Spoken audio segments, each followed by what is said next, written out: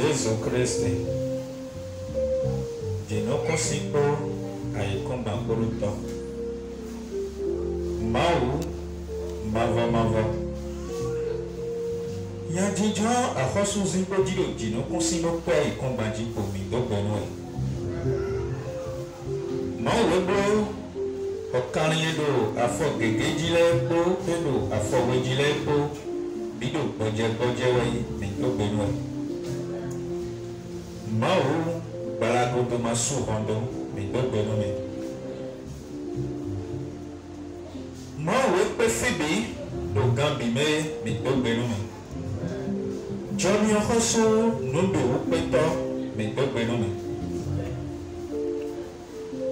Máwo mava. Mime ikuwe bo àwọn ba ko so e. Midra wa jogbo je do close jibo zanku we me chididi. Mime sinu kon ko so ma grabo no tele ai. Me do penu mi. Mime to penu mi fi mi ton le kaka wa je san fon wo lo mi do ki ko no ikomitan. Mi do susu no ikomitan. Mau mano podo gan clevo khobo me clevo semi ple me levo dia para mi bon amago membe mi me nyala dono le kere ple do fi me tondo nyala dono we me yi chobo akudo ta mi ton me tondo no dosi to mi yi chobo ka tian mi me ro to me ton si nu kon yo do ko ge je fa na no fia fais-nous maintenant, mais on est ici, on va le tirer nous comme temps. Ma ou ma do podo. Mais bon quelqu'un, bon il a mis d'autres quand je m'entends, mais bon nous me dit c'est la même nous comme temps. Amen. Mais maintenant mais bon, il y a deux temps là ici, alors que misé accorde Dieu le voici quand je m'entends, bon de les présents maintenant là oui. Ma ou ma va.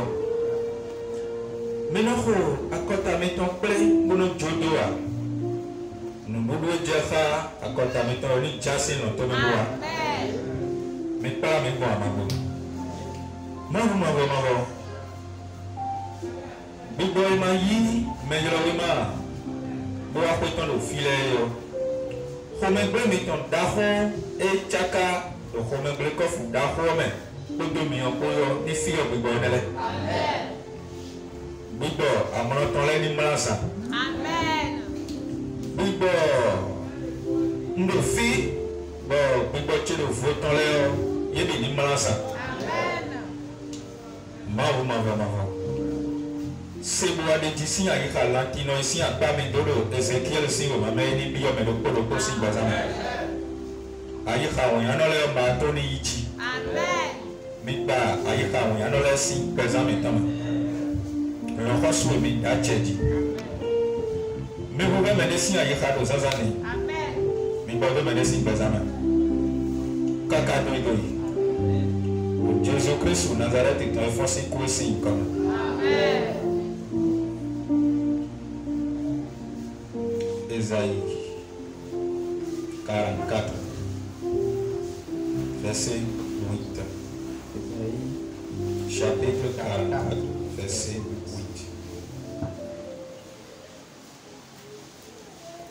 Ésaïe 44, verset 8. Je lis dans le nom puissant de Jésus-Christ de Nazareth. Amen. N'ayez pas peur et ne tremblez pas. Ne te laisse pas dès longtemps annoncer et déclarer. Vous êtes mes témoins. Y a-t-il un autre Dieu que moi? N'y a-t-il pas d'autre rocher? Et n'en connaît point. Amen.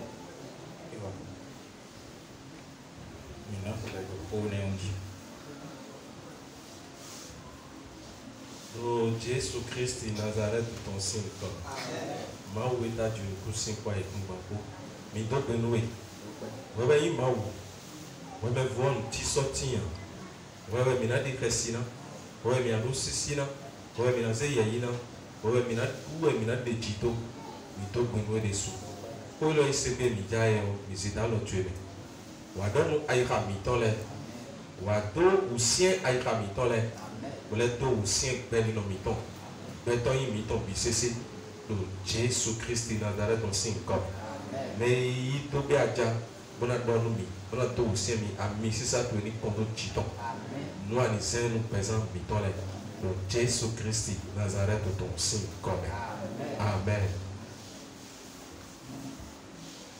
Gloire à Dieu. Alléluia. Amen. Nous nous mettons d'accord, mettons il faut le Maranatha. Votre frère qui est à côté de vous et dites-lui Maranatha. Oh, maintenant que nous prenons 2 ans en hier. Le thème sur lequel nous voulons discuter ce matin, C'est prévu. Fils du royaume. Fils du royaume, Manifestation. n'aie pas peur. C'est prévu. Fils du royaume, Manifestation. n'aie pas peur. Ayons Kanji. C'est bien et beau. Bon, nous avons d'autres sinon, Betoyo et Soupo, Aïmouhan, Koutogudo, Ton et Lolon. Que ceux qui doivent faire peur à l'homme sont nombreux en ces derniers temps. Ayons dessous. C'est bien. Doit pas de Yoko. D'une part, À cause de prédateur, et c'est de mi-temps dans l'homme de Roi. Dieu, le Créateur, a exaucé nos prières. Bon, à Wehome, et n'a d'autres sinon, Betoyo et Biobel. Et les fléaux qui doivent faire peur aux hommes sont rentrés dans le monde. Nous avons des souhaits. C'est très bien. On reçoit un tchani, L'Éternel soit glorifié, un tchani, soit remercié, un tchani. soit remercié. Nous m'en comptons là, ni le coq, mais Que ces genres de choses remplissent encore le monde. Mindo Amiaï, Vous n'avez pas dit Amen. Bamina commando Amiyo, Même si vous ne dites pas Amen, et qu'on l'a eu. tel que c'est déjà écrit, Nous m'en comptons là, mais tchède, on a le poste de Dieu. ces choses vont se passer dans le monde et iront de façon croissante. Gloire à Dieu. Alléluia. Rotado, Pervi Madication. Le thème de ce matin, c'est Fils du royaume, n'aie pas peur. Robénéon, et Mindo, Mina Habido Mao, non, mais si vous Habia. Ces propos, si nous allons dire que nous allons les lire dans la Bible, nous n'allons pas finir. Madication, N'aie pas peur, n'aie pas peur. Ces propos sont nombreux dans la Bible. Bon, donc Esaïe, t'as candé, mais fier. Et dans le livre de Ésaïe, chapitre 44, verset 8, À Fortan, mais on dit de fond. je vais lire. Togun Jémi, mi Madication. À demain, Mio, Nko Donou mi, Nko de Chlebidai, mi Koton Ganji, mi Wayi Konou de Toche. Nyemevou, Maou, Devo de Wea, Bede, So Devo de Ya, Nyenso, Ma. Maou, Dino Consipo, avec un bandeau d'attente de Ho et Néondor. C'est Dieu, le créateur du ciel et de la terre, qui est en train de parler. Botimedo, Emile Mevou, Et il dit que sans lui, Maou Devo, des consorts de il n'y a point d'autre Dieu. Bon, Dieu nous continue dans le monde, et cadre Togunche, Madication. Et au prime abord, avant de déclarer ses propos, il a dit, mon peuple, n'aie pas peur. Et puis, vous avez peut-être Maou m'a vraiment recommandé, Madication. Pourquoi à chaque fois Dieu l'Éternel nous demande de ne pas avoir peur? Honu no Pajamia, Ces propos ne vous étonnent-ils pas? Madication, N'aie pas peur, n'aie pas peur. Mima, Voyez-vous, Création, la peur, et Sota, nous dit du miton. ça va à l'encontre, c'est contraire à notre foi. Et Midaïte Gandia renoué, Mido, nous dit d'ici, si c'est et non d'autres ton l'air, ça va le fier. Si vous prêtez attention au moment où nous étions en train de lister les fruits de la foi ici, Mira, Gala demain. Nous avons lu le courage. le courage. Le courage. Mais on dit que celui qui n'a pas le courage a peur.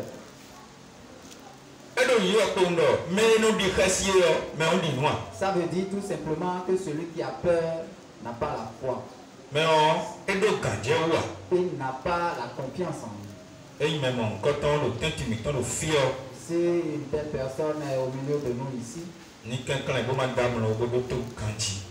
je le prie beaucoup de ne pas dormir, mais d'écouter.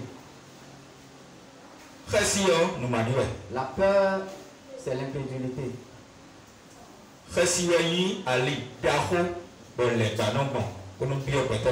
C'est pas la foi, c'est pas la peur, pardon, c'est pas la peur que le diable entre dans la vie de tout un chacun de nous. Si quelqu'un est peureux,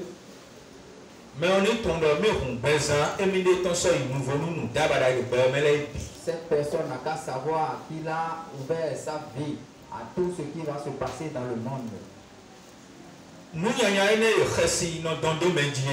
C'est une mauvaise chose que la peur entraîne dans la vie de quelqu'un.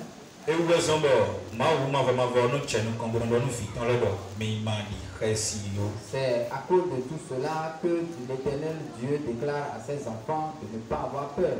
Gloire à Dieu. Alléluia. Alléluia. Amen. Gloire à Dieu. Alléluia. Alléluia. Amen. Si tu as peur, beaucoup de choses vont t'arriver. Et si tu ne sais pas faire, tu vas encore mourir. Ça, ce n'est pas n'importe quel propos.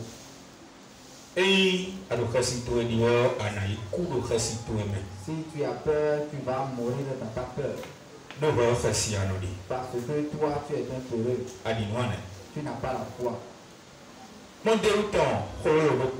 Voilà un exemple tout simple.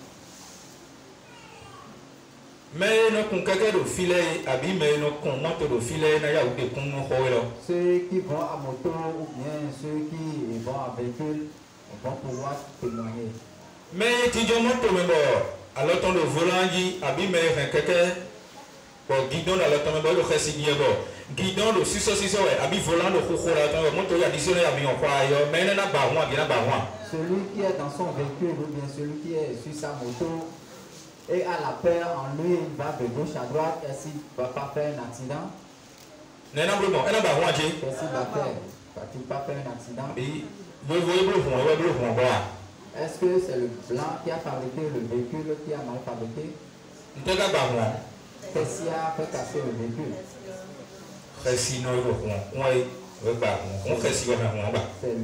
C'est la peur ou bien le peureux qui est en train de conduire qui a cabossé la voiture. C'est exactement comme ça se passe dans ta vie. Gloire à Dieu. Alléluia. Le chrétien ne doit pas avoir peur. Le chrétien doit avoir le courage. Pourquoi le chrétien ne doit pas avoir peur?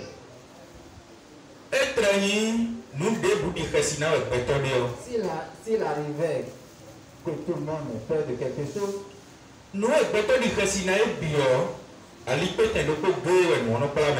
ce pourquoi l'homme a peur entraîne à un seul endroit, à un seul carrefour. N'est-ce pas? Même si tu ne crois pas, tout à l'heure tu vas croire. Tous ceux dont on a peur, est-ce que vous connaissez le seul carrefour sur lequel nous avons peur? Vous ne connaissez pas? La mort. Si tu as peur de faire l'accident, l'accident entraîne où? Si quelqu'un a peur de la maladie, la maladie entraîne où? Tout ce qui nous fait peur dans le monde nous entraîne vers la mort. Gloire à Dieu. Alléluia. Alléluia. Amen. Est-ce que le vrai chrétien peut-il avoir peur de la mort? Eni medekolo khasidi mukwa. S'il en est quelqu'un qui a peur de la mort, Même ni tombe si tilo. Emile kunko dimu nukliso. cette personne n'a qu'à savoir qu'à partir d'aujourd'hui que lui n'a pas encore foi en Jésus-Christ. Amona zai kame entendre dire. Mais je vais ramener la fonction de cette personne sur quelque chose. Atali khasidi mukwa kaka. Même si tu as peur de la mort, n'importe comment, Akana ya kuprobo. un jour tu vas mourir. Isera no dikasidi mukwa. Le chrétien n'a pas peur de la mort. No uzo yo kle untondie. Voilà ce pourquoi, en bref, Ado benembo do yadie. tu es au Bénin en train de souffrir. Bako invoro do buwe. Le soleil est en train de te, Ko invoro ya donu we. le soleil est en train de te déranger. Toto kado Amerique. Ton papa se trouve aux États-Unis. Edo kwa desu do dan. Il a beaucoup d'argent. Boyi no suda ho tam. Et il est grande personnalité. Bono don we do fiche do achejima. Et il te dit, mon fils, prépare-toi. Na se billet d'avion do bo anawa konchero don. Je vais t'envoyer un billet d'avion, tu viendras me rejoindre là-bas. No tema de blodo dai no Je we. suis en train de te préparer une place. Eyin do awa konche ton aso le ko wa bene pere bona le wa ya. Si tu venais chez moi là-bas, tu ne vas plus jamais revenir au Bénin pour souffrir.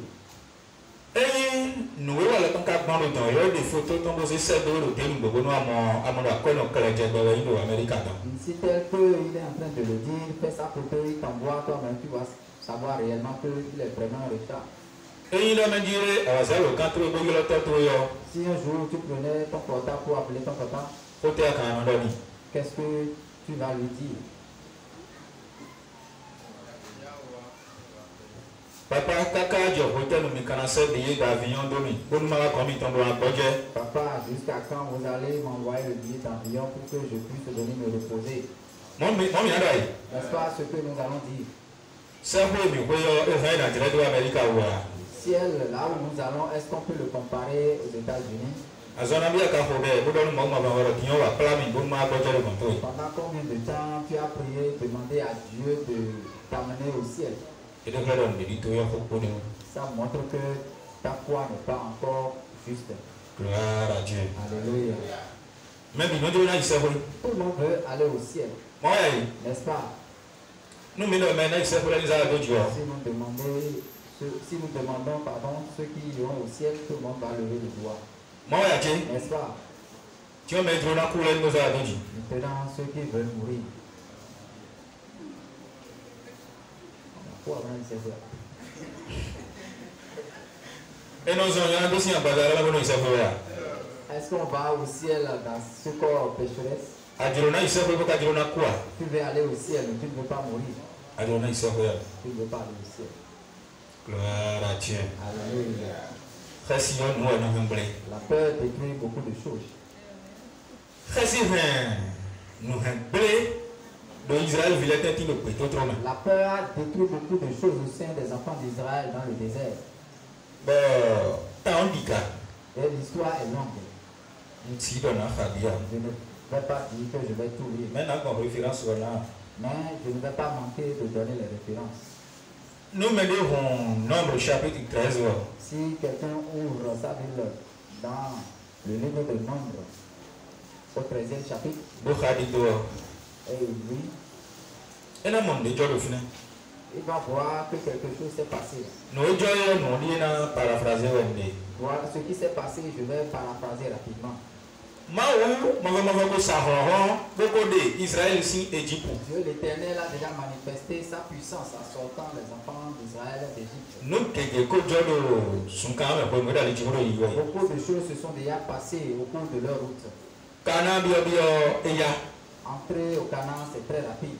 Bo e wa do Moïse do. Seme do bonu eni ba do nu kana sin to. Il a dit à Moïse, envoie des messagers pour qu'ils puissent explorer la terre de Canaan.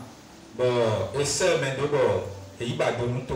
Et il a envoyé des messagers explorer le pays. Asaka de we e ba do nu to ho. Ils ont passé 40 jours pour explorer ce pays. Ye mo le to me o enyo boy. Ils ont vu comment ce pays est beau. Wọ́n kóró ànàsí gbóná sáré tó ọmọ. Il y a le lait et le miel qui coulent dans ce pays. Víhùn tó ọmọ tán lẹ́yìn ìrìn sẹ́gbóná kóró dápà kan. Les raisins de ce pays sont bons. Gbómọ̀ ọ̀gbẹ́tọ́ tó ọmọ tán lẹ́bọ̀ ètò àsúgbòlò jagajaga. Ils ont vu comment les gens du pays sont monstrueux. Gloire à Dieu. Alléluia. Il mon anak villait pour le mon Amalek qui villait le refinain. Mais il est là pour faire un peu les Anak et les Amalécites. Ce sont de véritables guerriers. Bon, il est quoi? Et ils se sont retournés. Il est quoi pour appeler nous Moïse? Et ils sont retournés vers Moïse pour le rencontre. Eh voyons. Quand ils sont venus. Israël vient même bon. Ils ont mis la peur dans le cœur des enfants d'Israël. Vraiment, Moïse est allé dans le pays. Oh,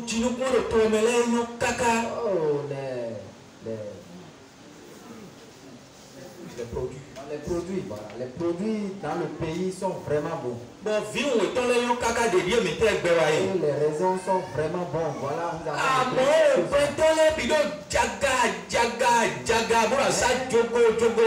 mais les hommes dans ce pays sont véritablement des géants. Ce sont de véritables guerriers. Vraiment, les enfants d'Anak sont pleins dans le pays. N'en parlons pas des Amalécites. Oh, ces gens-là sont de véritables guerriers. Nous sommes comme des fourmis. Ils peuvent nous estimer.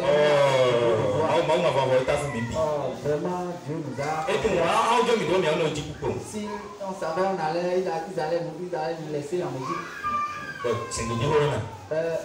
Ça a commencé. Les enfants d'Israël ont commencé par. Oh Dieu nous a. Moïse, il voudrait mieux qu'on reste en Égypte. Nous m'a dit. L'incrédulité. L'incrédulité. Mais il y a si jamais nous rentrons dans ce pays, ces gens-là vont nous exterminer tous. Et nos femmes et nos enfants vont devenir des butins pour eux. Gloire à Dieu. Alléluia. Alors, quand il m'a osé, ils ont oublié la même puissance que l'Éternel a brandie pour pouvoir les faire sortir d'Égypte. Et la peur les a encerclés. Le chapitre 13 qui en a parlé. Aussi en a parlé. Je suis en train de ils ont vraiment listé l'histoire. Gloire à Dieu. Alléluia. Alléluia. Amen. Alléluia. Amen. Alléluia. Amen. Non, on est bien. Les murmures ont commencé.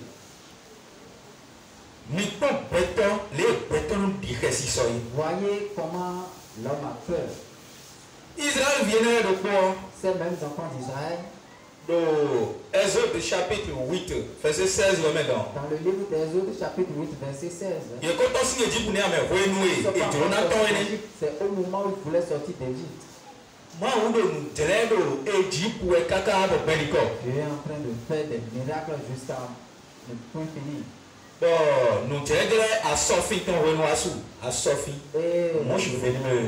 le miracle qui s'est produit par rapport aux mouches venimeuses. Et Dieu est en train de dire à Moïse. Toi-même. Mais on a du mérite toi-même. Puis bon, mais nous sommes vivants dans Sophia. Ça te Sophia même. Le miracle que je vais opérer maintenant, il y aura que des mouches venimeuses qui seront en train de piquer tout le monde. Amen. Mais à Gozen, fille Israël vit dans l'air et de l'air de là où mon peuple s'est assiégé. Les mouches venimeuses ne piqueront personne. Et Dieu ça s'est produit. Je suis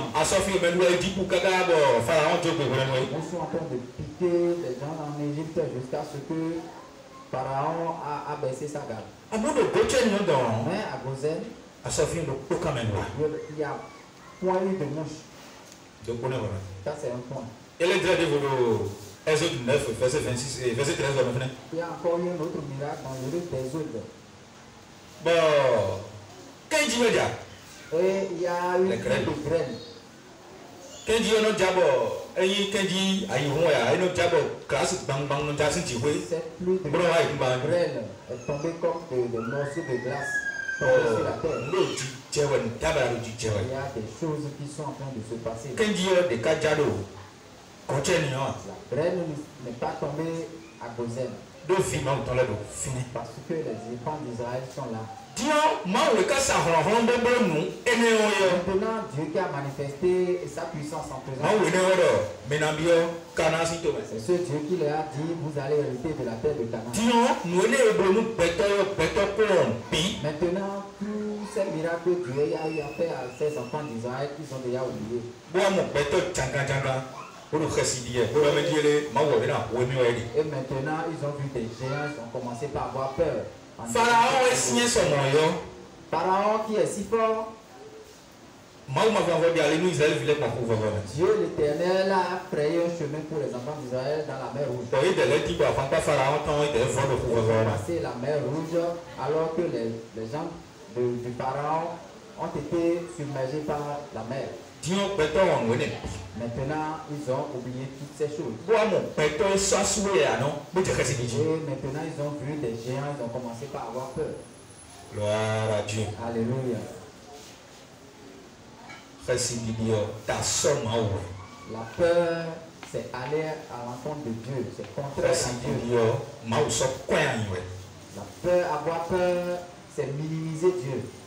ma ou de ronron, déa, et de ouais, non, de gros récit. Ça veut dire que Dieu n'a aucune force, n'a aucune puissance. Mais non, nous n'avons pas de dimbo dans le micro, Vous avez vu toutes ces choses que j'ai ramassées. Récidier, Israël, village, Dieu, La peur que ces enfants d'Israël ont eue, nous est demain. beaucoup de choses se sont produites. Ma 14, 30, Je vais vous lire nada de teu ploro, né? le livre de Nombre, chapitre 14, verset 30. 14.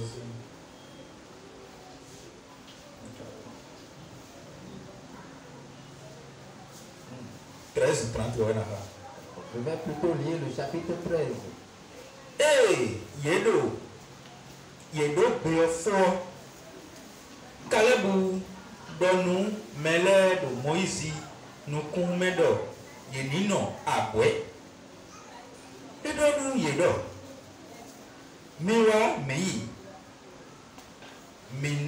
Miwa, Mei, Yito, Ene, Esi Hugo, Mia, Lo, me po Kalebu poyi to omeledo me si hui ton àwọn me enele a ye hu kan mi ti bo ye je nuwe to ye yi ba dona ni on khodoji do Israël vile nu kan ye do to me bon be ba dona to dewe eyi bo mende no yime bono ga mi se wa mi se khasi no wa Vous avez entendu des propos peureux.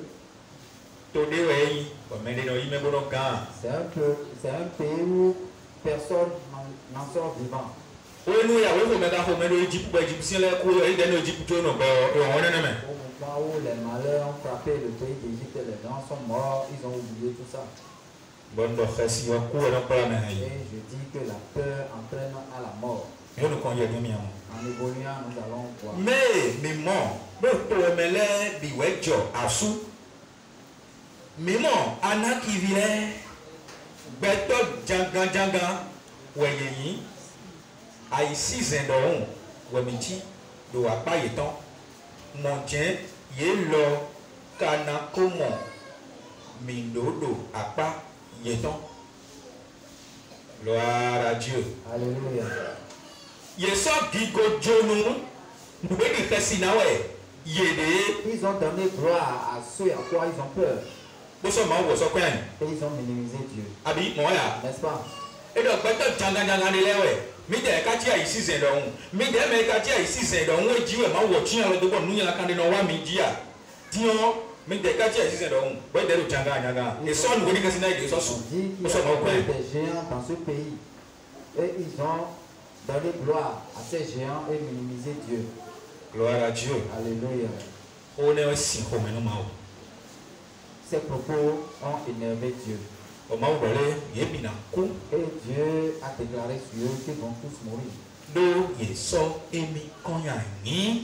Parce qu'ils l'ont humilié. C'est à cause de ça qu'ils vont mourir. Moïse a encore commencé les supplications. Moïse a tellement supplié Dieu. Et Dieu a dit, s'il en est ainsi, ils iront dans le pays. Mais ils ont encore murmuré. Et au moment où Dieu ne les a pas encore ordonné, ils sont partis dans le pays. Marc 14, 26. Je vais lire le chapitre 14 au 26e verset. Je commence à partir du 26e verset. À partir du 26e verset.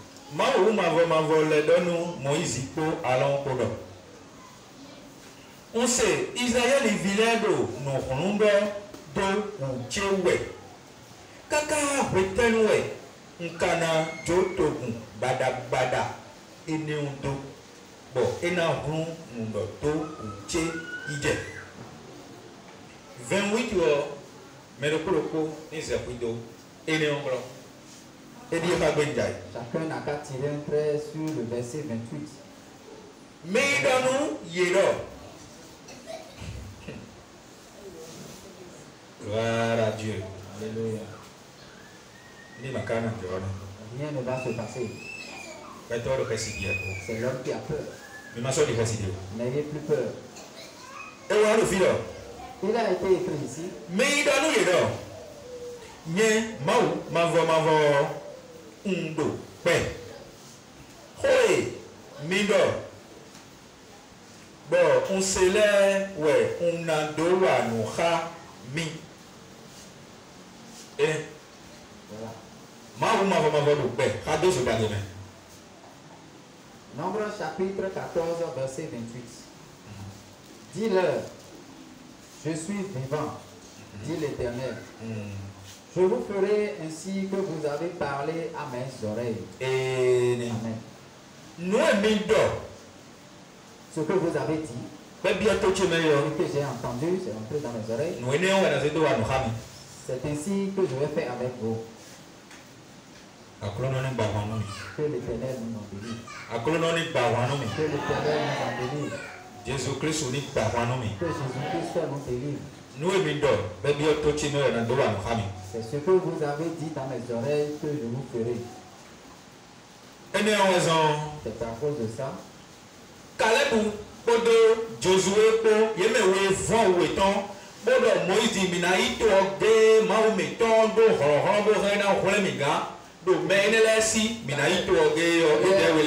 Caleb et Josué ont déchiré leur habit. Ils ont dit, Moïse, nous allons hériter, nous allons prendre possession de ce pays, quoi qu'il en coûte.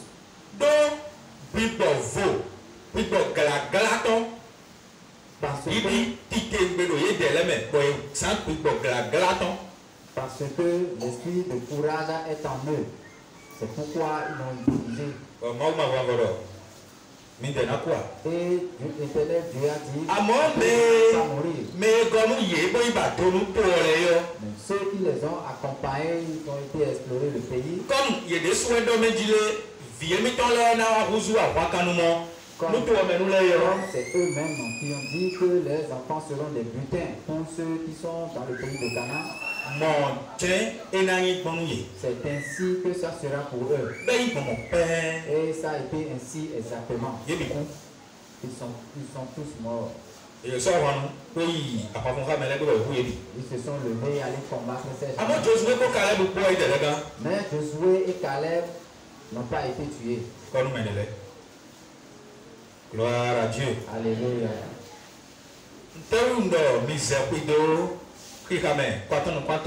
Pourquoi j'ai demandé de tirer un trait sur le verset 28? Azan, ou de bout temps, il a le nom. Dans ces derniers temps, Sous de l'auto, il y a des cris, il y a certains cris dans le pays. Bon, Azan de nous, comme une corde, et que mon corde, vous n'en de vous, pas le bonheur. Et il n'y a aucune maladie qui n'est pas un nom. Ils ont encore trouvé une maladie qu'ils ont déjà nommée. Bon, nous venons de mêler comme mon pays. Et ceux qui font contracter cette maladie, ils ont déjà tout vu. Gloire à Dieu. Alléluia.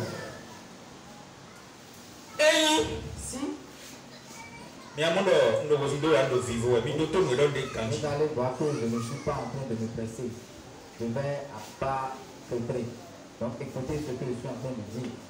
Et Si, non, et j'ai bien dit, si à Berkessi, dis-nous à son. tu commences à avoir peur de cette maladie, Bodo Tchege, à son néon, mais ouais, non, vous mais. que cette maladie ne fait que tuer, Mais quand on est, qui a dit que ça tue? vous avez comme deux voix. C'est pas toi-même qui l'a déclaré de ta bouche. On veut oui, on est d'accord. Et le verset 28 a dit quoi? Nous, on voulait soit dans le. Et ouais, non, c'est bon, on va faire. Que toi-même tu l'as Ouais, il n'a pas son néon, mais. C'est toi qui as cru ce que cette maladie tue. Vous avez de la son, on va bien présent, mi-temps. C'est toi-même qui as appelé la maladie de venir s'installer dans ton cœur. Dans Maï, par ton vous, corps. vous mettez pour. Ne va pas chercher ailleurs. Et maintenant, on a mais. Si on ne sait pas faire, ça arrive. Et ouais, son bon, mi-tchè nous con. Bobo, vaccin tombe nous, mais à son loco. C'est pourquoi nous avons précédé pour vous donner le vaccin en même temps. Gloire à Dieu. Alléluia. Vaccin à 100 ans, tiens collier. Voilà le vaccin de cette maladie. Et dans son temps, mais un jet, bon, dans mon cœur, il y a mal au bien, Donc, on dit qu'il y a une maladie dans le monde. Ils vont la contracter. Moi, je n'ai rien à voir dedans. mais le côté de l'hiver, il y a moyen de prendre un demain. Tous ceux qui sont dans ma maison peuvent contracter cette maladie, mais moi seul, je ne vais pas la contracter. Alors, il y a le prendre un demain, moi, là. Qui dit que toi seul, tu n'es pas dedans, n'est-ce pas? Et voici. Donc c'est fini. Et là, il y a un aussi, à Il manger. sera ainsi pour toi, parce que tu ne vas pas attraper cette maladie. Gloire à Dieu. Alléluia. Eh, ouais, Dieu. Non, tu ne vas pas la contracter. Chobo, à Vina ou à nous, Avant que Satan ne fasse quelque chose contre quelqu'un, et deux, on a une stratégie de bonus. il a des stratégies et il utilise. Et l'autre point, et ton nom a dit bon, on récite de bêter le Il passe par les signes pour inculquer la peur. Fille récite à la main où ton nom va au final. Là où il y a la peur, la main de Dieu ne travaille pas. On a la main où ton gosse, mais on dit bon, Parce que quand la main de Dieu n'est plus sur cette personne, nous dit que c'est là, mais on est là, on est là. tout ce dont tu as peur va t'arriver. Chapitre 3, 25, bravo. Mais bon, on dit chapitre 3, verset 25. Ouvrez le livre de Job, chapitre 3, verset 25. Gloire à Dieu. Alléluia. Job, Job, chapitre 3, verset 25.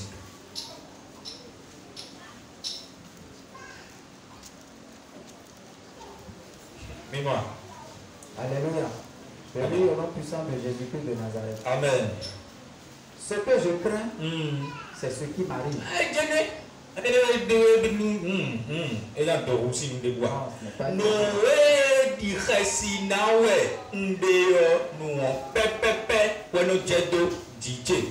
Et vous l'avez Ce que je crains, c'est ce qui m'arrive. nous, di resinawe, et vous l'avez DJ. Ce que je redoute, c'est ce qui m'atteint. Voilà. Nous, on nous, gloire à Dieu. Alléluia. Bon, et de la renonçant. Et on dit qu'on va fuir la maladie. Ah, renonçant, son a oui. Si tu fuis la maladie, elle va t'atteindre. Allez, Cassina, son a dit oui. Si tu as peur de la maladie, elle va t'atteindre. D'où était l'occasion à l'éclaircissement. Pourquoi? Parce que tu as peur d'elle. Était l'occasion à Rani. Pourquoi? Parce que tu l'as cru. Gloire à Dieu. Alléluia. Alléluia. Amen. Est-ce que vous comprenez? Mais les mailles de Chessi dit nous à zone de Wéo. Que quelqu'un n'ait peur d'aucune maladie. Et dans nous sortions en Tinu. On dit que nous allons nous couvrir le nez et la bouche. Et dans ces temps, alors. Nous allons porter des gants. N'attends le combien de Je vais vous demander quelque chose. Bon, et quand je vais à sortir de Tolinois. Est-ce qu'ils ont prévu quelque chose pour couvrir les oreilles? Oh, et des doigts. Est-ce qu'ils ont Et des prévu? doigts, Non.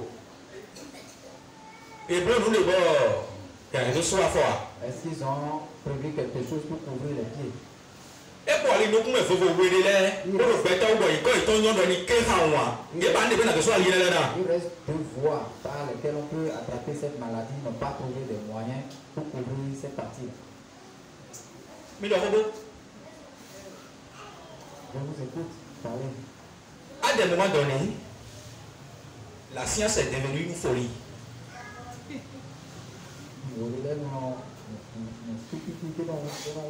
Dadou. Gloire à Dieu. Alléluia. Nous devons être timbo. Et il y a une bouteille de main. Et nous devons nous mal. À des moments donnés, s'il y a des choses qui sortent de l'entendement de l'homme, on n'a qu'à laisser ça à Dieu.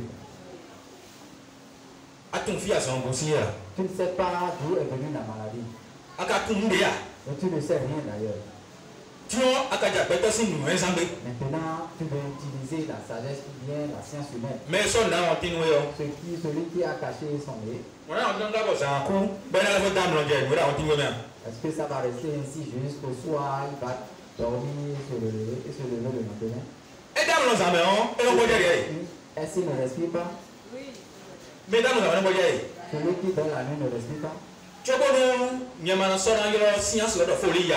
Avant que je n'ai plus appelé la science une folie, Science on a tenu. la science va tout faire Bonam bolom de.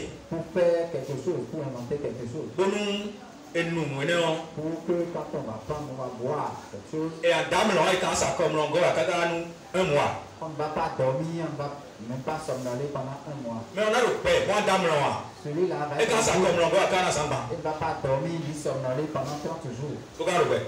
Et il sera en vie.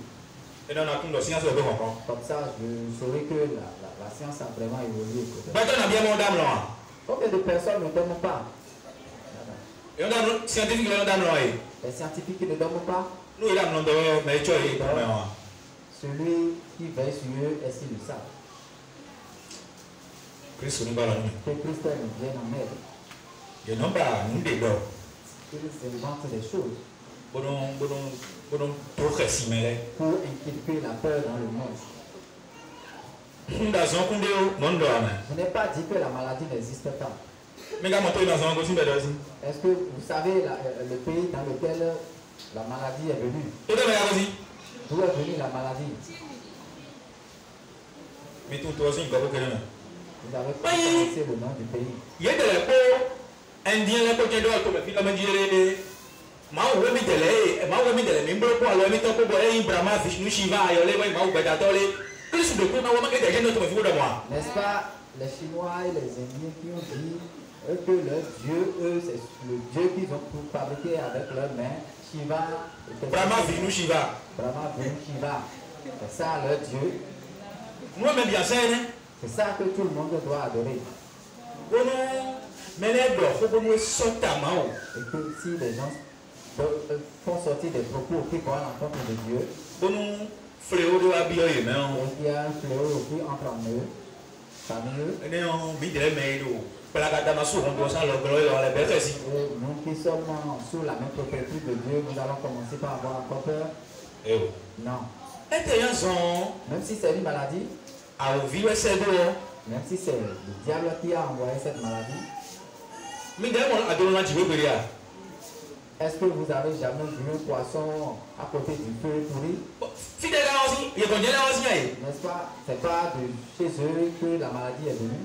Mais moi, mais il y a des gens, mais il y a des gens, et nous, des casino, ma ou des bois. Ouais, vous, ceux dont on parle, ils n'ont pas la crainte de Dieu. Nous, nous, et nous, des casino, ma ou des bois. Vos frères là, ils n'ont jamais eu la crainte de Dieu. Et ma si on voit, il y a des blagues, il y a des blagues, parce que c'est ça le dit. On va dire qu'ils sont contre tous ceux qui adorent Dieu dans le monde. Et le mélange a dit, nous, Christ, dans mon protection d'agro, On leur a demandé de venir adorer Christ pour avoir la protection de Jésus. Brahma est la scène, Ils ont dit que c'est Brahma qu'ils vont adorer. Vishnu est la scène, C'est Vishnu qu'ils vont adorer. Shiva est la scène. C'est Shiva qu'ils vont adorer. Au des codes de ton trinitaire, autant. Et ils ont fait sortir leur cause trinitaire. Bon, ici. Ça fait leur problème, c'est fini. Gloire à Dieu. Alléluia. Mais dernièrement, il fait sinon à son et de Que personne n'ait peur d'aucune maladie. Et il y a tel endroit. Merci, moi je vais dire, Et les deux côtés me disent, bah, pour nous, sous moi, tel que c'est dans mon cœur, ma hope, nous contactons de quoi. pour ne pas faire semblant devant quelqu'un. Et quand on est de souvent, il y a un coup à ce moment, quand on est bio, Ça fait un bon moment, moi j'ai pensé qu'une telle maladie entre dans le monde. et non. Comme ça, Il y a tout le monde, c'est toi qui t'es embellé là, tout. ils verront les véritables adorateurs de Dieu. Gloire à Dieu. Alléluia. Il y a tout. Même le mal au sein là, tout. Ils verront, ils vont voir ceux qui adorent vraiment Dieu. Mais mon doigt s'en vit, regardez maintenant. Mais j'ai cru que dans quelques jours, Écoute, tonton, ouais. on est en train de savoir. Avant de recevoir un bédo. Parce qu'il y a une église qui a déjà fermé ses portes. Mais c'est la mienne. Vous l'avez entendu, n'est-ce pas? Et nous avons déclaré à ce propos. Écoute, moi, je vais t'annoncer. Ça montre déjà qu'ils n'adorent pas le Dieu véritable. Gloire à Dieu. Alléluia. Mais nous sommes bons. À part de vos colons, des grands hommes, et de nous la zone, nous sommes dans sous l'église. Certains vont passer à côté de ce que je suis en train de dire en disant qu'ils veulent que la maladie vienne. Quand la maladie va venir, ils vont fermer les églises. Mais là, dans sous l'église. Qui a dit que les églises vont fermer? Et c'est beaucoup de cas où tu es bien. Voilà ce que j'ai entendu, j'ai résultat. Mais là, à Isaïe chapitre 5, Les gens n'ont pas lu Isaïe chapitre 5. nous, on va autoriser dans les saints, S'il est autorisé aujourd'hui d'adorer Dieu, c'est Dieu même qui a élaboré son plan ici. Isaïe chapitre 5, si l'eau était le fin de vie, on doit être content. Et la parabole qui a été dite dans Isaïe a montré ce que je suis en train de dire. Parce que ça a expliqué que Dieu l'éternel, il a labouré un champ de vie. Il a planté des vignes. Et il a enlevé tous les cailloux, tous les caillasses. Et il a enlevé tout ce qui ne va pas déranger le champ de vignes. Il a tout enlevé. Mais de cité, vous avez mis les vous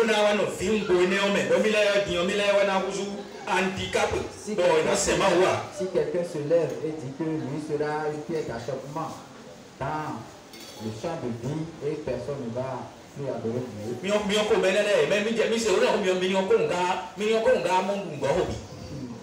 Regardez-les vraiment fouiller jusqu'à sa cité.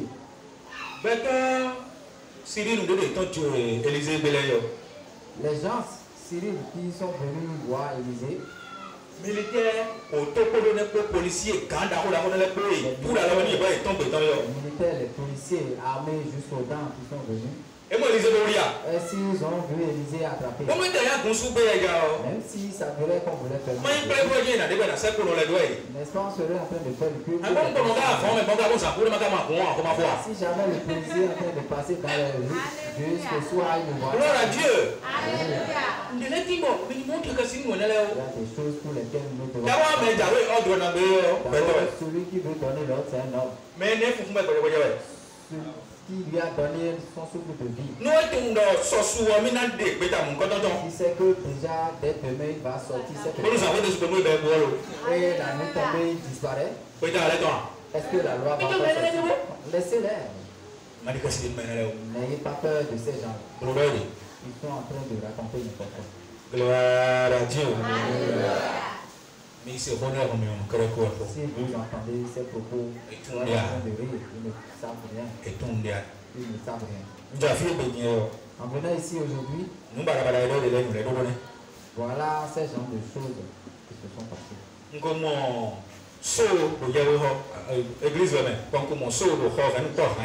J'ai déjà vu au seuil des églises des seaux. Il y a des pains de savon. Il y a de l'eau dans d'autres. Il y a beaucoup de seaux. Ils ont mis de l'alcool dans certains, je le sais. Et ce qui ce qui tue la maladie aujourd'hui, il faut se laver les mains avec de l'alcool. Vous voyez que quels que soient les plans de regardez combien de nombre de personnes vont commencer par boire de l'alcool à cause de ça. Vous voyez que c'est vraiment de la folie. Gloire à Dieu. Alléluia. Que la maladie vienne au Bénin. Moi, je ne suis pas de... Ah, moi, je ne vais pas atteindre. Mais si tous ceux qui sont ici ont foi ainsi, personne ne va attraper cette maladie. Ils vont atteindre cette maladie, ils vont demander à manger. Voilà, comme nous avons demandé de venir à Toro, notre papa. La gloire de Dieu va se manifester. Gloire à Dieu. Alléluia. Proverbe chapitre 3. Proverbe chapitre 3. Verset 25. Verset 25. Mais il faut lire Proverbe chapitre 10, verset 24.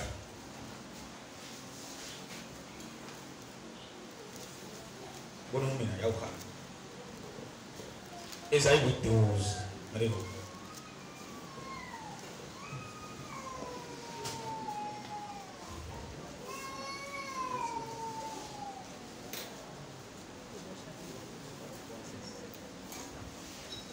Proverbe chapitre 3, verset 25. Proverbe chapitre 3, verset 25. Ne redoute ni une terreur soudaine. Vous avez entendu? Ne redoute ni terreur soudaine.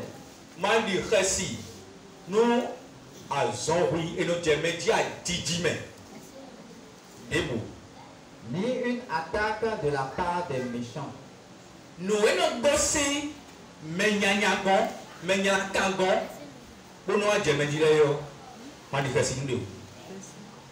Gloire à Dieu. 26. Car l'Éternel sera ton assurance. Et il préservera ton pied de toute embûche.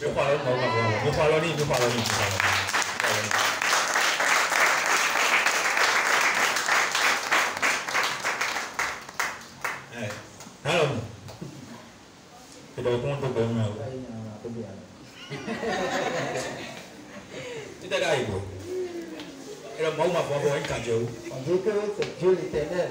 Mais ici, jamais dit que tous ceux qui sont ici vont brûler avant le soir, ça va être ainsi. Alors, où est le problème? Gloire à Dieu. Alléluia. Certains propos de la science, ça me fait tellement rire. nous ici même. Voilà, ils ont beaucoup. Moi, je le vois dans le sida. Dans ce pays que ce sont les scientifiques. Je ne sais pas. Le sida, Ils disent qu'on ne guérit pas le sida. Plus vous considérez que vous avez envie de demander pour le Jamais guérir le sida. et considérez que vous avez envie Eux disent que ça ne se guérit pas. Est-ce qu'on peut comparer cela à Dieu? Je vais vous donner une astuce. Scientifique l'aime, mais c'est Les scientifiques scientifique l'aime, sorte avec lui. ce n'est pas pour les scientifiques que je vais contre. Science ou une folie, C'est la science qui est une folie. et sorte à Rome, autant de fidèles raisons pour nous bénir. Ça va à l'encontre de certains passages bibliques. Nous, nous sommes dans vos meilleurs. L'homme que Dieu a fait dans le sein de la femme, Et ouais, science ou rien, non. et c'est ça que la science regarde, Mon homme me dit les signes qu'elle est de mon signe commun. pour dire qu'il n'y a que de l'eau dans le sein de la femme. Le temps où j'avais non dit rien, ça peut garder 2 millions. Que vraiment, avant de concevoir, il faut dépenser jusqu'à 2 millions. Mais le monnaie a dit que tu as coca, Celui à qui on parle, il n'a même pas 20 000. science a dit que ça peut 2 millions, tu as qui vient. La science dit qu'il faut dépenser 2 millions. Mais ça, c'est aussi fait 7 coca per jour. Et Isaïe 66 a refuté ces propos. Bon, dans les. Eh, non, non, tu peux me dire que tu me l'as dit.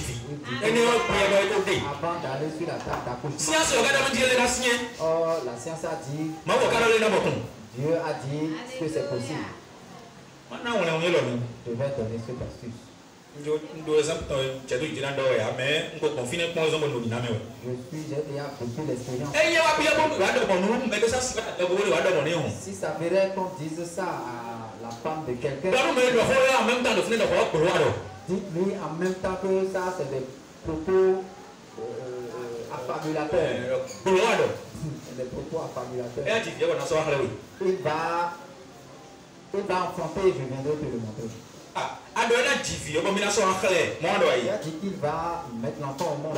Non, le chapitre 14 verset 28 regarde non le ando me je na yin benwe. Et Nombre a dit que c'est la manière dont tu l'as dit que c'est. Ama yo blo o to ko me de ben jivi so ko we. Si tu ne sais pas faire, tu seras en ville, il va déjà. E do mo ko do be.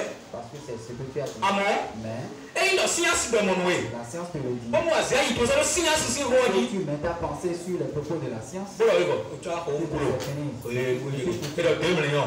Finga mo. Où est-ce que je vais passer? Na ko je na sa. Oh, je vais pas Ten kan passer. so sa. Qu'est-ce que Mi je ka vais kele faire? me. O ye ge. O mi wa de me. Ka be resi. Tu as commencé par avoir peur. Ho do no wa di si. C'est ce qu'on t'a dit que Ya wa ti che me no yi. il en sera ainsi. Ma di ho to ne o.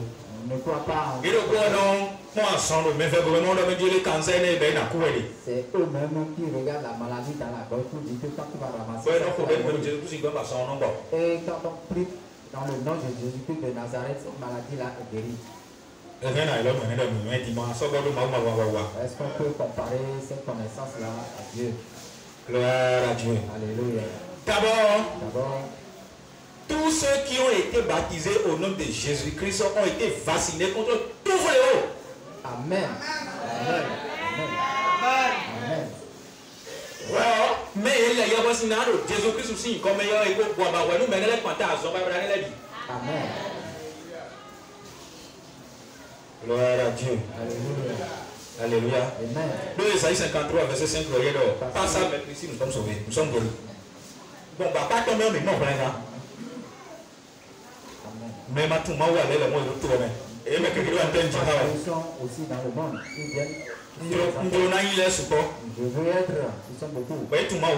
Ils ne connaissent pas. Il y a même pas de motolia qu'on allait. Tous ceux qui ont. Comment tu dis, Christ ou Dieu, et là, ils sont pas l'antenne dit. Ils sont beaucoup sur les antennes. Donc, le problème est tout, mais. À cause des problèmes. Donc, si on compte, mais ça, il a mais donc, si Israël vient bien court, Ceux qui ont fait peur aux enfants d'Israël, tous t'allais sont pour morts. Josué pour oui, et Belle, on écoute mon ami, il bille moi aussi, comme il est là. C'est sœur Caleb et Josué qui ont dit il n'y a rien de pareil. Il dit que c'est autour de là. Ce sont ceux-là. Mais là, Proverbe chapitre 10, verset 54. Proverbe 10, 24. Non, on a hier. Proverbe chapitre 10, verset 24. Ce que redoute le méchant, c'est ce qui lui arrive.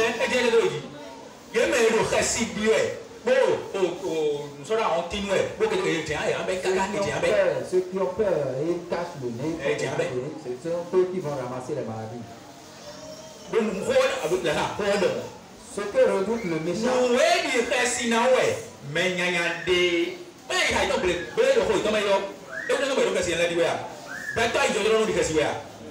mais nous nous disons mais ils ont dit nous disons nous et on dit que nous coulons non non quoi tu vas dire mais coulons mais ils ont dit bagarre la même chose de la mort, celui juste n'a même pas peur de la mort. Si la mort arrive, j'irai là-bas me reposer. à mon père il peut bien non disons mais les méchants ont peur. bon moi il a dit que c'est là ils m'ont dit et c'est sûr pourquoi on a peur, c'est ça qui arrive. ah bien moi je me pose voilà si tu rentres dans ton véhicule il faut là de saucer la tombe ah c'est bien tu as peur parce que tu ne veux pas faire accident. Vraiment maintenant que tu iras rentrer pour t'écraser en même temps parce que tu as eu peur. Que tout peur nous en délivre. À la fois. Et ce que désirent les justes leur est accordé. Amen. Et Noé, aïe, tu as dit nous baillons, non, qu'est-ce que nous voulons?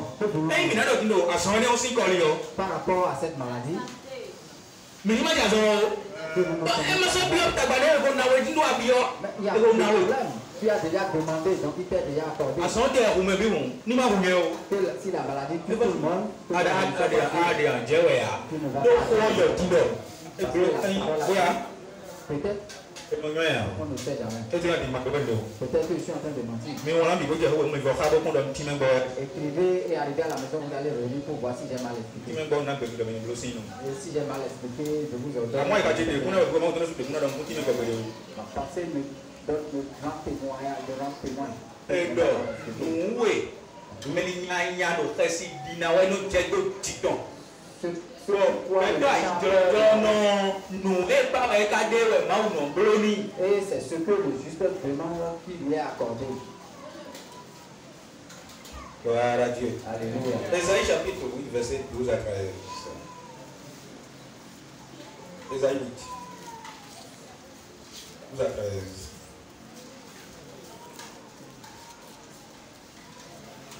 Ésaïe chapitre 8, verset 12 à 13. N'appelez pas conjuration tout ce que ce peuple appelle conjuration. Noé, Bétole, Dieu, Josué, on a Dieu, au Bébra, mais t'as dit, mais au Bébra, mais il y a eu. Vraiment, il y a eu. Bébra, ne craignez pas ce qu'il craint. Ne craignez pas ce qu'il craint. Ne craignez pas ce qu'il craint. Noé, Yedo, Chesidinaweyo, Roman Chesinao.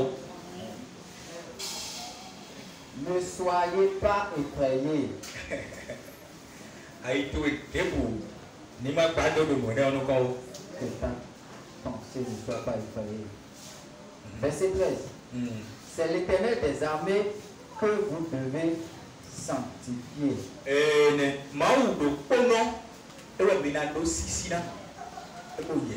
C'est lui que vous devez craindre et redouter.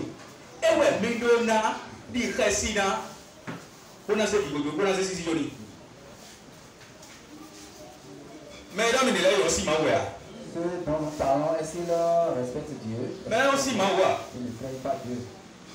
Oui, mon père vient de l'eau. Et tout ce que Dieu le fait, ils le font. Et non, les gars, vraiment, Dieu n'existe pas. Ils vont jusqu'à dire que Dieu n'existe pas. Et encore aussi, il y a un truc d'argent. Et ça, c'est déjà un grand péché.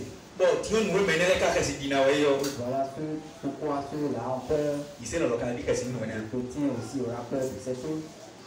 On fait beaucoup de magie. Je me rappelle un jour dans mon village. Parce que le type de varicelle. Et il y a une maladie qu'on appelle varicelle. Le fond de main, on a un coton. Et en Congo, on n'ose pas appeler son nom. C'est une maladie qui dévaste beaucoup. Bon, il y a un peu de commun. Et on dit quelque chose de... On dit que si tu évoques le nom de cette maladie, tu vas l'attraper. Bon, fille, mais ça et là où on a loué, cette maladie a commencé par dévaster les enfants. On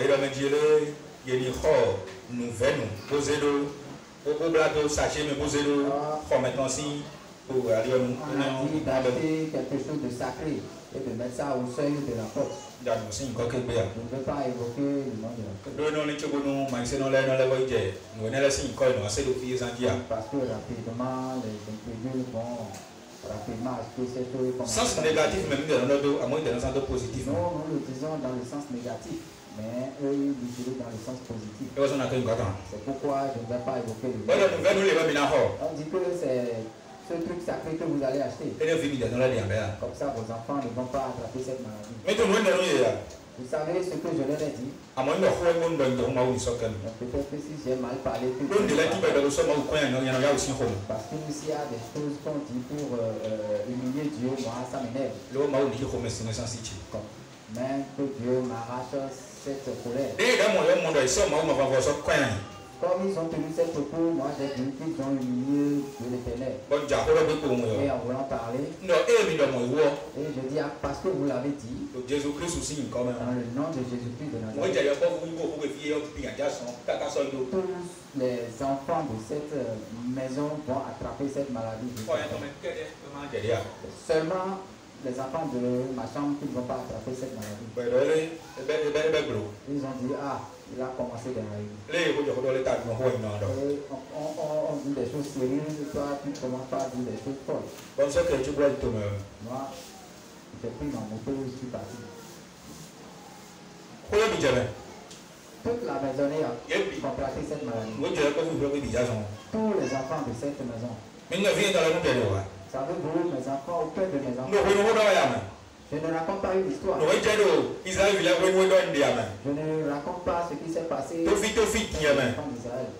Ce que je dis là, c'est pour les enfants. Donc ceux qui disent que ce sont les enfants, Dieu est le même et éternellement. Gloire à Dieu. Alléluia. Et Apocalypse 3, verset 10. Apocalypse chapitre 3, verset 10. Avant qu'on aille sur Apocalypse chapitre 3, verset 10.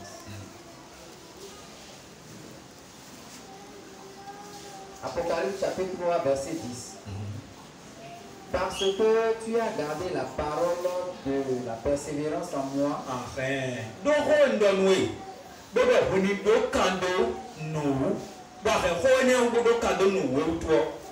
Je te garderai aussi à l'heure de la tentation qui va venir sur le monde entier. Gloire à Dieu.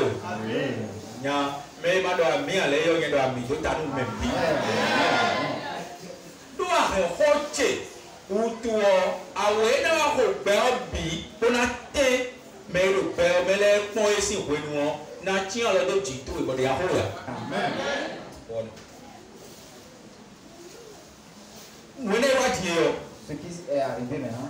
Nous savons déjà ceux qui n'adorent pas. Si ça progresse. Pendant au moins 3 mois. Si ça évolue. Tous ceux qui ont enterré les choses pour ériger les. Ils vont tous fermer. Qui viennent à l'église vont aussi chez les pétitions. Parce que la maladie va commencer par. Et l'État va dire si quelqu'un attrape cette maladie. Nous viendrons ici.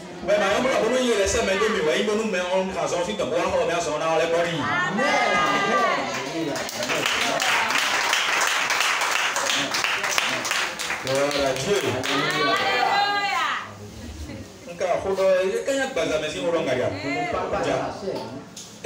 Église, rappelez-moi le nom.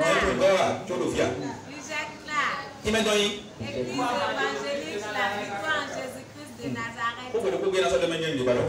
Un seul propos. Église évangélique, La victoire en Jésus-Christ de Nazareth. la victoire.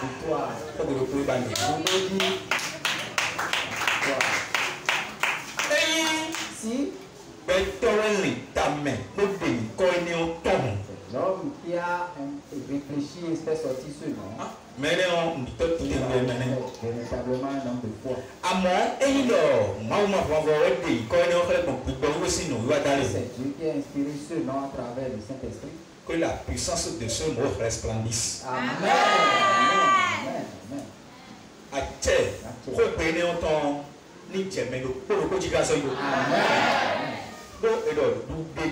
On a dit la victoire. Nous comptons Au prime abord, tu as la victoire sur la mort. Tu as la victoire sur les morts subites. Tu as la victoire sur les stratégies de la sorcellerie. Tu as la victoire sur le public. Tu as la victoire sur les tribulations. Tu as la victoire sur les difficultés. Sur la maladie.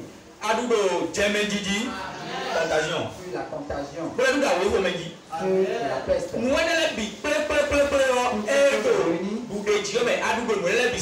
Tu as la victoire sur toutes ces choses. On a déjà dit, tu as déjà eu la victoire en Jésus-Christ. Est-ce qu'on a peur de ce sur quoi on a eu la victoire? Gloire à Dieu. Alléluia.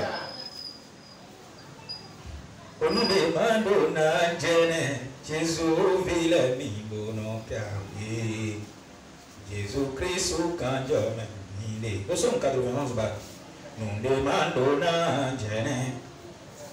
Onu de mando na jebo bedo to vi mi bo kwalo Jesu kanjo me mi de mando na jene Onu de na jai lo Onu de na jai La puedo geli no kwa mi on soin mi puedo Jesu eto eno bumi Bibo eyin mawele Lobo na tan mi e Oyibi se ni bo je ku baba me Amen Ase si bibo re O daro pa sa me si bibo wa So ni bo tie Amen Asonde le si bibo re Asonde beto me si bibo le o So ni bo tibi O Jesu emi le penzon e O so emi dele yimba Onu ne je mi yo Nhoboro onu ono babi Amen Jesu kanjo me mi de Non de mando na Mais comment Dieu sait pas bien comment on est. Est-ce que quelqu'un a déjà vu la pluie tomber sur la pierre? La pierre. Si on voit on bien comment on on fait voir on arrive à la pierre. Jamais au sein dans le col de il y a façon 91. 91. Donc regardez dans l'autre côté. Celui qui demeure sous l'abri du Très-Haut repose à l'ombre du Tout-Puissant. Mais ça, Maou, à Dalon, so do bibeten na yo, mais ni ono budget, do yeten, mavo ton. Amen. Je dis à l'Éternel, mon refuge et ma forteresse. Non do nous Maou, mavo do. Oui wani bibeten ti, ole voyi ahoro ti. Si tu vas dans mon bâton, toi debout, tu vas parler ainsi à l'Éternel. Mais dès que moi, musique aussi, de comment on a même bien, même bien bas. Il y a beaucoup de mais depuis le maire. Petit comme grand. Nous allons prier. Mais les filles, pour nous, nous avons pour nous, nous avons cité le Jésus-Christ aussi, comme un collier dans mon rang. Si les genoux de quelqu'un n'a plus de force, nous allons l'aider à se mettre debout. Qui va prier? Je commence par me bien ronchonner en bas pour pas tout le temps compris silencieux. Jésus-Christ prie de façon silencieuse. Mais à des moments donnés, il ouvre la voix. Sors. À des moments donnés, on prie à haute voix. Mais pas du tout. À mon droit aussi, nous mettons, mais la patte au niveau de Mel, tu as rodé. Pour que tu parles, pour que celui qui a côté. Non, mais la patte au fond, il y a un moment où il a pas mis de découvert. Si quelqu'un à côté de toi ne veut pas prier en paraissant, lui-même va commencer par prier. Tu vas prier, tu vas demander. C'est toi, Éternel, c'est toi mon refuge et ma forteresse. C'est à toi que j'ai confiance. Ne me fais pas honte. C'est ce que je veux dire. Prie dans le nom puissant de Jésus.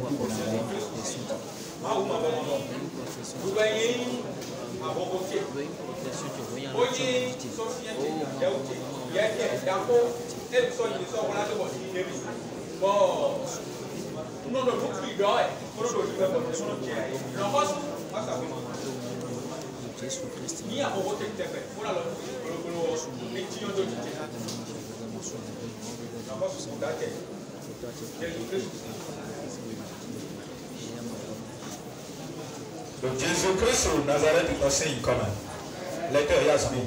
Le nom puissant de Jésus-Christ de Nazareth. Tout le monde va rester debout. Je dis à l'Éternel, mon refuge et ma forteresse, mon Dieu en qui je me confie. Verset 3. Car c'est lui qui me délivre du filet du oiseleur et de la peste et de ses ravages. Amen. Amen. Tu vas dire Dieu éternel.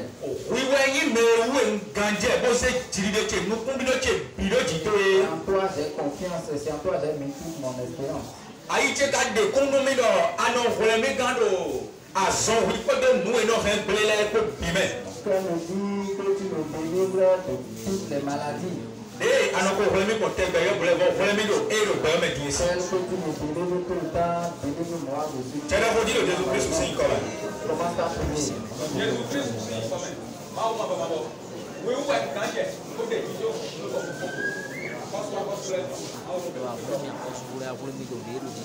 ah non, voilà, mais t'es bête. Non, mais pas de nouer. Et non, les c'est. Mon petit peu de mais attention.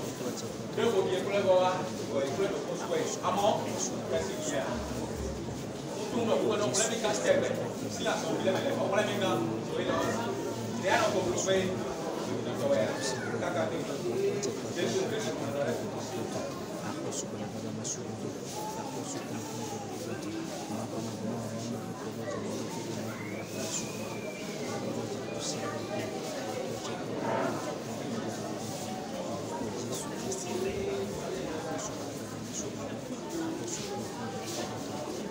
Jésus-Christ de Nazareth est ton Seigneur quand même. Amen. Christ on est dans chez les mélodies. Pas à pas dans les idées. Et à les amis. Il te couvrira de ses plumes. Et tu trouveras un refuge sous ses ailes. Amen. Alors voilà de ma Tu vas prier pour Dieu éternel. Et nous voilà Il est écrit ainsi. Anatio alors tu Tu vas me couvrir de ta main grandiose. bon amour budget d'aho va watu Et eleglo donner un grand repos sous tes ailes. de ko la moyo Père qu'il a écrit, bon il sont ndilo moyo que moi-même je crois ainsi. ni bo yi mondo petine Qu'il en soit ainsi dans ma vie. ko la mondo de plus aussi Prie ainsi au nom de Jésus de Nazareth. Jésus-Christ de Nazareth. Et il y a un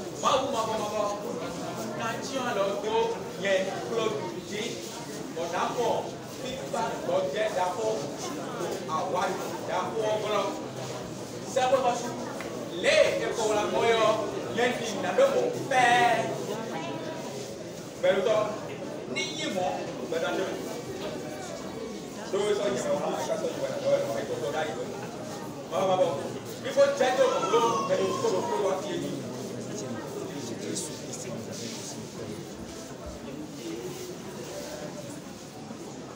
donc Jésus-Christ de Nazareth est ton signe quand même. Christ on est dans chez les mélodies. Amen. Faut bien mi so do ko la di o ni chedo mo ko me ko lo ko Que cette propos de prière soit ainsi au nom de Jésus-Christ dans la vie de chacun. ya son Sa fidélité est un bouclier et une cuirasse. Verset 5. Tu ne craindras ni les terreurs de la nuit, ni la flèche qui vole le jour, era bejinino mavo ton gau da khodewe eyin ponono konu be dinile ene owo anandi khasi no tu ne craindras ni les terreurs de la nuit. anandi khasi no jemeji eno jemeji sankwete pero kwa yo anandi khasi no de bois Amen. somi au fois Ni les flèches qui volent, ni la peste qui marche dans les ténèbres. ga e jeme wo kuje no ku bo joho mewe ka ne ka no do esu gbombo e mono mo ayo anani kasina kaka ije azonwi e no so meji be lo khelu ya o kwa mu no yin lo anani kasinu e buwa so mi Ni les contagions qui frappent en plein midi.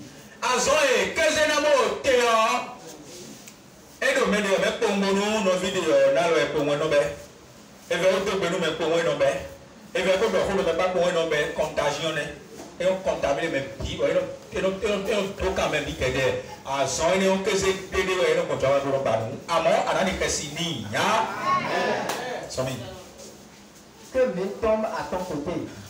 fiera ko de de ni no no frimbo me la do kasi bien no ko ga mo ko ko bi ne e lo jana tingi de fombe ko me tombe ei beto e fiena kaliwe beto ei beto a afaton 1000 afaton na go chai ta pato yo Et 10 000 à ta droite. chege 10 000 afaton tonu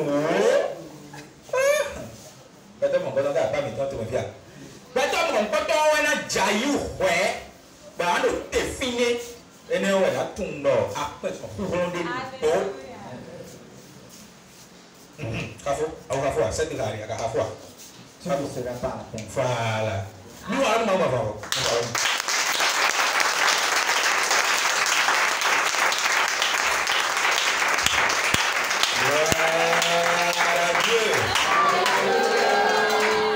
tu ne seras pas atteint. Il y a un coup.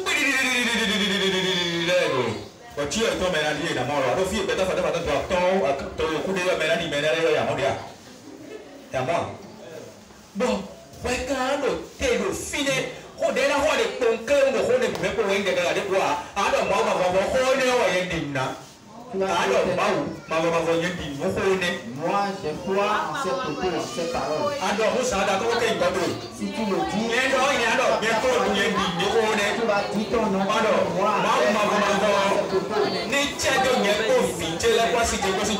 cette parole soit exaucée sur ma famille, sur moi.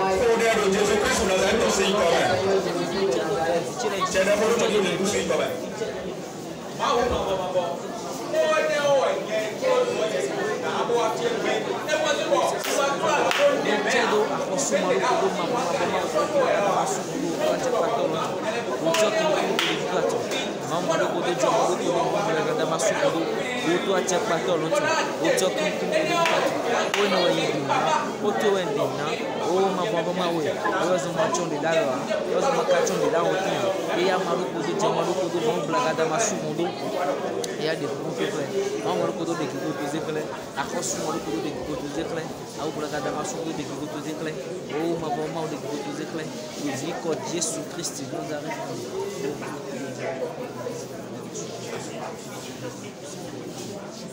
Jésus Christ c'est comme Christ nous da chere goji. Les adorone mais ni chere mo pepe il y a un coup à la C. Allez, moi. Ils vont mourir, tu vas attendre et tu vas même voir. À moi, Mais à Nano, paix. tu vas rester en vie. Oh, papa n'a dit qui coton clé. Et papa va montrer. Oh, nous m'a dit, toi, il pas nous parler pour nous checker pour aller. Celui qui a inventé des crée des choses, ils vont Et dans tombe, Jésus-Christ est sort à toi, t'as jamais vu, ma ou ma femme. Ils vont savoir que Jésus-Christ, ils ont percé que c'est lui qui est le Dieu éternel. Amen. Amen. Sami. Verset 8. De tes yeux seulement tu regarderas. On nous compte beaucoup moins là, Et tu verras la rétribution des méchants. Adjai na so nous nyanya doté tolé anama. Amen. Ah madame me sande tu dois yeme nous nyanya doté tolé me ason dia. Adjai na so nous nyanya wa tolé ya. C'est dans les méchants que la maladie fait ravage. Akuna ma ko de mi de la si nous nyanya wa le ko ko me ko ko ko. Quelqu'un nous a déjà lavé de son sang. Que ne ko de ko da son ko mi ton. Ça nous a montré que la maladie n'est pas Les deux femmes vous sont mis. Et tu verras la rétribution des méchants. Car tu es mon refuge, ô éternel. Tu fais du très haut.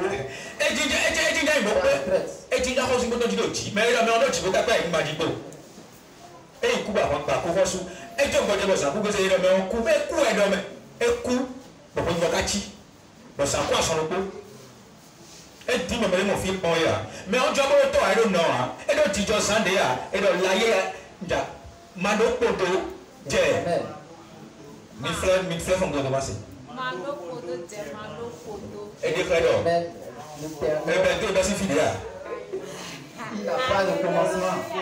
et ben c'est fini ya donc tu finis ma ou version et do commencement et da do fin Ça n'a pas de fin. et mon nez C'est lui. peut-être ma différence non OK regarde dit Qu'est-ce qu'on doit avoir encore peur? J'ai tabagé Sodome, disons. Non, il n'a même pas, il ne sait pas beaucoup les Beaucoup de Sodome ne brûle. Il a mer, il a donné seulement la mer. Il dit le vent, et ça s'est exécuté.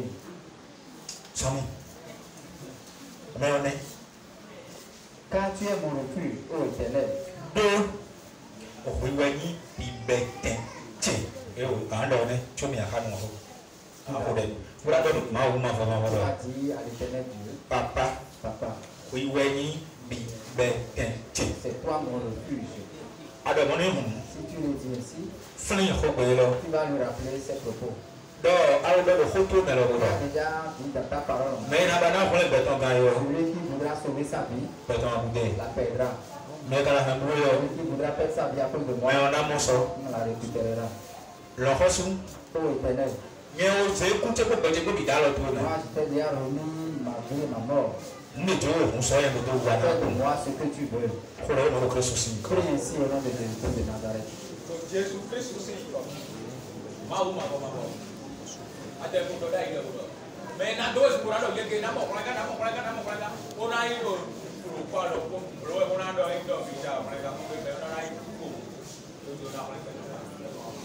Among men that don't yet, Mamma Boyo, where I'm not a yo, men are not so long, yet grew up in your good kettle. So come your law. They are not good. Now, they don't let you over.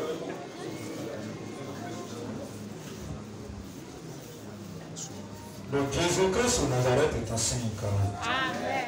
Christ au Nida Tchèdèque et Néon dit.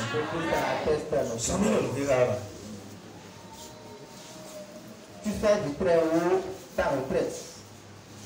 Aucun malheur ne t'arrivera. Amen. Azé, Maou, Adjalon Sododo, Bibetena, Enéon Wazon, Nouniania, Debout, Nasepon, Potoya. Amen. Aucun fléau n'approchera ta tente, de ta tente. Hotoyo, Awehomen, Debout, Nasepoa. Amen. Ho, Nye, Claude Dutan, Taudi. Nous allons dire dans le mon fils qui est en club de Horaï. Maman, on va Conduit. Dès à ça, il y a un sort de bibetenayo. Ouetoya, Mouniania. Debout, n'a pas de toya. Rien, Yamada Amia. Claude de Redona. Donc, un peu de bois de Baba, ça va d'accord, il y a Aucun fléau le malheur ne atteindra ma tente. Niveau tchè, donc il dit. Tchè n'a pas dit le Jésus-Christ aussi comme. Au nom de Jésus de Nazareth. Jésus-Christ soit pas souvent. Bonheur, bonheur. Claude, awe kome abinya. Yebu na jado, wetu wetia.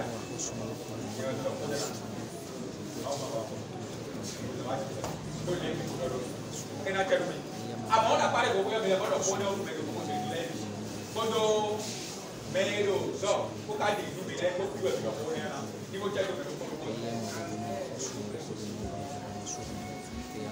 Donc Jésus-Christ au Nazareth est un signe quand même. Et à de quoi bien si nous pouvons nous souhaiter nous telle que ça tout dit. Sonny. Car il ordonnera à ses anges de te garder dans toutes tes voies. Donc, Maou, Nade Penu, ou un sagoutolé, bon, et nation à l'autre du toilo, à l'itoilé, il se dit. Amen. Ils te porteront sur les mains, de peur que ton pied ne heurte contre une pierre. Et n'avewedo alors il est tombé. Bono a photo ni mai photo a onya ewo. Kone oni chedo me wa fie piti. Bono a lisu zo mi tan le bodo yi wo. Ma wo ma wa de su si won sa gun le di chian lo do mi. Sami. Tu marcheras sur le lion et sur la spique. Anandi zoli. Bon, keni kodo dan koji. Tu fouleras le lionceau et le dragon. Keni kodo aovi adiki oko. ils ont les mots dit à la petit et puis quoi photo. Puisqu'il m'aime, mais wa fille de possible. puisqu'il m'aime, Do et ni manumi. je le délivrerai. Ene wazon eyi wanumi e wazon na holega. Je le protégerai. Na tion alors tito. Puisqu'il connaît mon nom. Ah, photo. Do e ton yin kote. Amen. Yin kote ka yin kote. Jésus Christ Jésus Christ Nazareth. Nazareth tito. Amen. Dondole nyon le no sande dio ya. Tu me do Christ wa lo dio ya tu.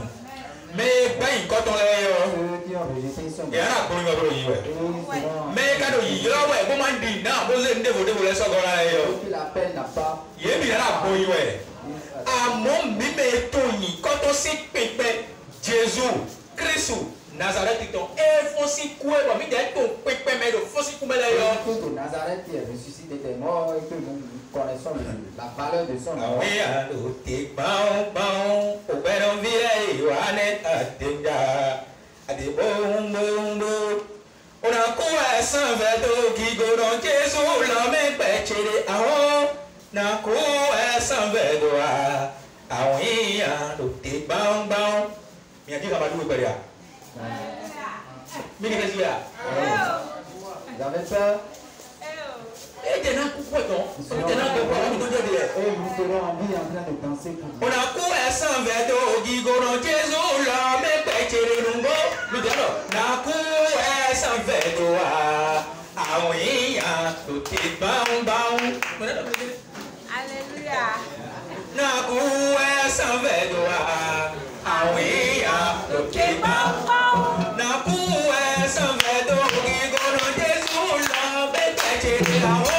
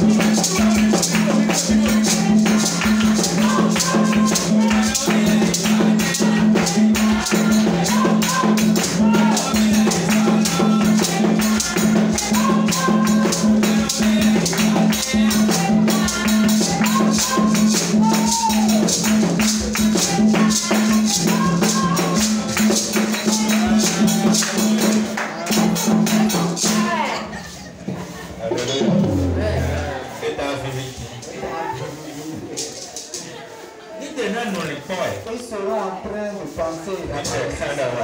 Nous nous serons en joie. Parce que nous n'avons pas demandé. Nous allons finir la prière. Puisqu'il connaît mon nom, Puisqu'il connaît mon nom, je le délivrerai. Fermez les yeux. Je le protégerai puisqu'il connaît mon nom. Il m'évoquera. 15. Il m'évoquera et je lui répondrai.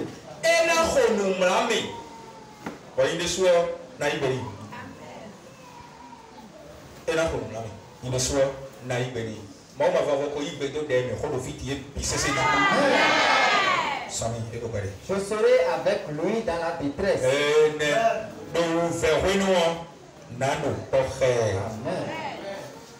Je le délivrerai et je le glorifierai. Na huelega, una suesu. Je le délivrerai Et je le et je le glorifierai. glorifierai.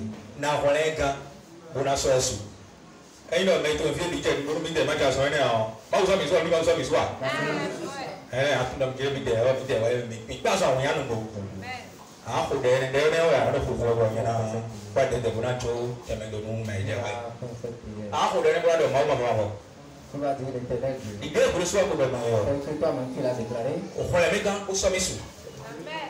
Sauve-moi et glorifie-moi. Sommet sous, le côté B. Glorifie-moi dans ma maison. Sommet sous, le côté B, Glorifie-moi dans la maison où j'ai loué. sommet sous, le taureau mende. Délivre-moi dans la ville dans laquelle je suis. Sommet sous, le taureau mende. Glorifie-moi dans mon pays. Bon, mais m'a dit, non, il y a l'air. Pour que ceux qui ne croient pas en toi, Il y a bien un tour dans le Dieu, oui, pour qu'ils sachent que c'est toi l'Éternel Dieu. j'ai d'abord dit, le Jésus Commence Christ. à prier au nom de Jésus-Christ de Nazareth.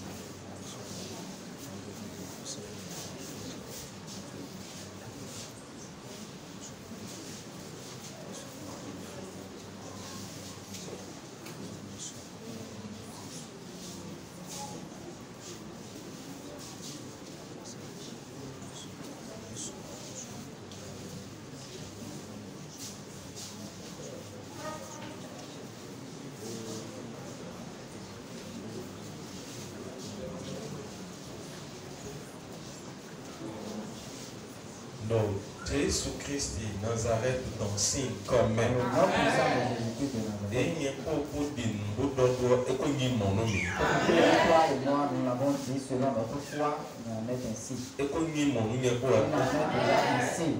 bon a quoi de mes caca et bébé penandi Il va nous suivre jusqu'à ce que la trompette sonne. donc Jésus-Christ signe Dans comme le nom de Jésus-Christ de Nazareth. mau a hosu mi do benu mi do mi do hon mi ditengbe bo do usia mi ditengbe bo de khala mi de mi wa imau wi ka imau no bo me de buso ti bo imau wa e ka se bo wo e so si mo mau de bo wa wo u je e gbato do bo inu ko bo le kan bo mo vivo bo ma so me gbo bo mo kan tuntun bo ma lo da chiome wo u je e gbato do akulo aloda tchonto ni jijo me lo poro di ni tchon me bi sese di aloda tchonto ni jijo sunu di ni jijo nyonu di mi gba wonu sunu to nyonu po azoto me o ma wo ni choro jito yi ahi me o ma wo ni choro jito yi otu ebe ma wo ni choro jito yi yi tu ebe ma wo ni choro jito yi kanjo Jesu Kristo itosi Jesu Kristo agbaza me o ni choro jito yi eni choro be tu bi sese di amolodido tó sì wọ ní tsọlọ jìtó yìí ndudu tó sì wọ ní tsọlọ jìtó yìí eyín àdádójì sì wọ ní tsọlọ jìtó yìí ìwòye tó sì wọ ní tsọlọ jìtó yìí ìwòye náà sọ kò tsọwọ mẹ dènà mọ wẹ ya ìwòye náà kò tsọwọ mẹ mọlá wà lẹbi dènà mọ wẹ tó kiri ya o Jésus Christ náà tó sì nkọ mẹ azọni ntòwé ya kúdìká ntòwé ya Jésus Christ wẹ xɔ wẹ kótó kan tọtọ kó bi sese ẹsẹ tọtọ kó xɔ wẹ náà bi wẹ mọ kó bi fódó. O Jésus Christ, Nazareth, ton signe comme